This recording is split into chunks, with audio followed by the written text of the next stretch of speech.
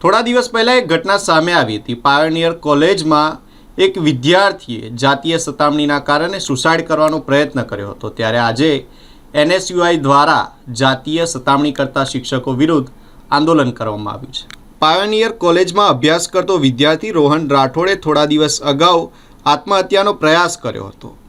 રોહને કોલેજના બીજા માળથી કૂદકો મારી જીવન ટૂંકાવવાનો પ્રયાસ કર્યો હતો, જેના કારણે તે ગંભીર રીતે ઘાયલ થયો હતો। અકસ્માતમાં વિદ્યાર્થીને પગ અને કમરના ભાગે ભારે ઈજાઓ પહોંચી હતી।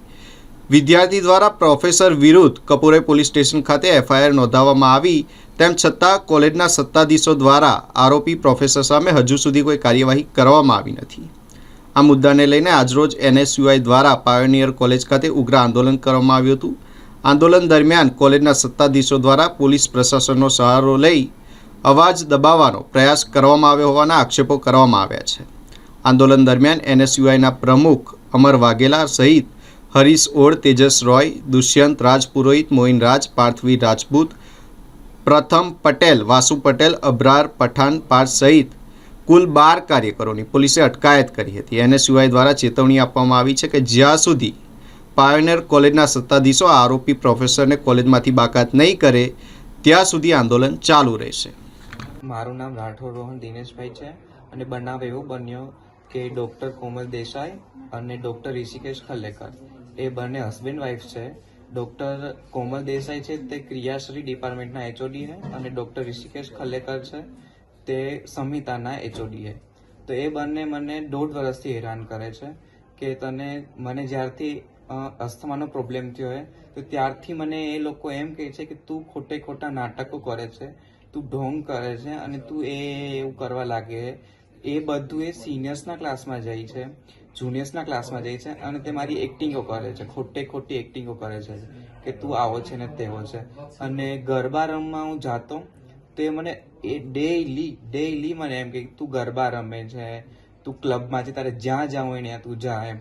અને કે તું એએમઆઈ ઉપર ફોનો લે છે, આઈફોનો લે, એ બધા સ્પેશિયલ બધી ફેકલ્ટી પાસે જઈને બોલે છે, મારું નામ લઈને બોલે છે।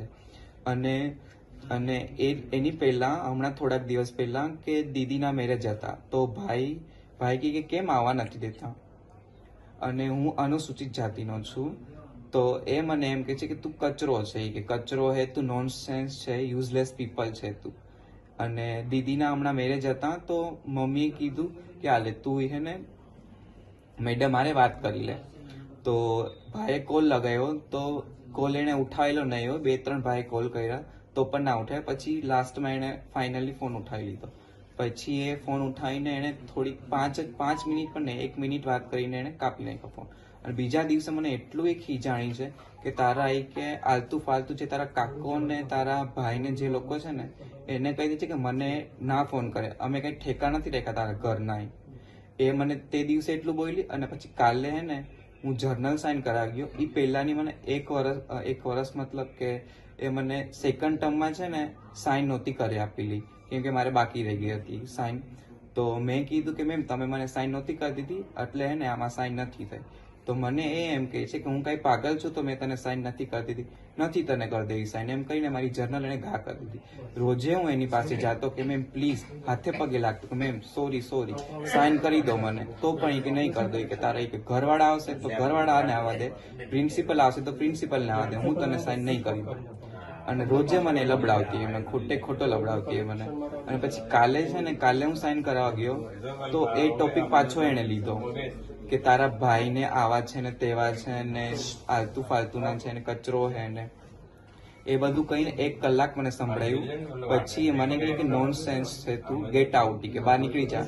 ઈ ડૉક્ટર ઋષિકેશ ખલ્લેકર બોલો અને તેની વાઇફ डॉक्टर कोमल देसाई बनने बोलेला कि गेट आउट, कि मेरे सामने मुंह मत दिखा, तुम निकल, कि खड़ा मत रहे मेरे पास, निकल जा रूम से बहार। तो હું છે ને રૂમની બહાર આવી ગયો।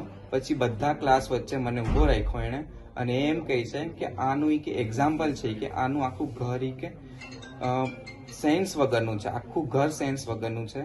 અને કે એના પપ્પા કે મારા પપ્પા એને ખબર છે કે ડેથ થઈ ગયા છે તો એ એમ કહે છે કે આના પપ્પા કે મરી ગયા છે ને, ક્લાસ વાળાને કે છે આના પપ્પા કે મરી ગયા છે ને કે તો એ કે ખોટો દેખાડો કરે છે અને એ ખોટા રડવાના નાટકો કરે અને એને જરાય કે મનમાં નથી એના પપ્પાનું. એમ કરીને મને કે ગેટ આઉટ કે નીકળી જાય કે ક્લાસની બહાર. તો હું ક્લાસની બહાર જઈને મારા થર્ડ ફ્લોર પર મારો રૂમ છે, તો ત્યાં જઈને હું બાલ્કનીમાંથી હું સુસાઇડ કરી લીધું. કઈ કોલેજ છે?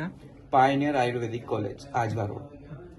આજ રોજ વડોદરા NSUI દ્વારા પાયોનિયર કોલેજ ખાતે રજૂઆત કરવામાં આવી.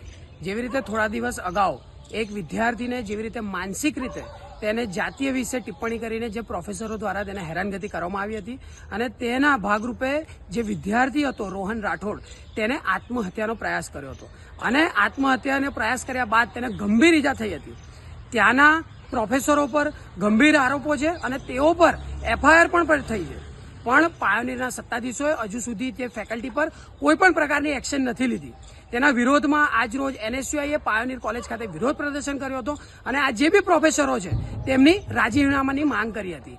ત્યાંના સત્તાધીશોએ પોલીસ પ્રશાસનને આગળ કરીને NSUIનો અવાજ ક્યાંક ને ક્યાંક દબાવવાનો પ્રયાસ કર્યો હતો, કારણ કે જે પાયોનિયર કોલેજ છે તે કોઈ ભારતીય જનતા પાર્ટીના મોટા નેતાની છત્રછાયામાં ચાલતી હોય તેવું NSUIને લાગે છે અને જ્યાં સુધી આવા પ્રોફેસરોને સસ્પેન્ડ કરવામાં નહીં આવે ત્યાં સુધી NSUI આંદોલન ચાલુ રાખશે અને વિદ્યાર્થીને ન્યાય અપાવીને રહેશે.